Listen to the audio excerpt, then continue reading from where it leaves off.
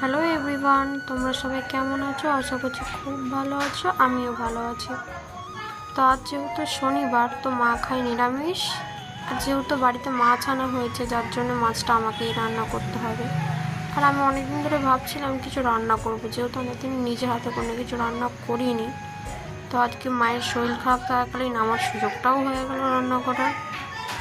তোমরা অনেকেই জিজ্ঞাসা করো, দিদি তুমি কি বাড়িতে থাকো না? না গো, আমি আর বাড়িতে থাকি না, আমি আমার মা বাবার সঙ্গেই থাকি, যেহেতু আমার সার্জারি আছে সামনে। তো তোমরা সবাই কেমন আছো কমেন্টে প্লিজ জানাও। আর এই ভিডিওটা শেয়ার করতে পারিনি যে আমি চলে এসেছি, I am very very sorry.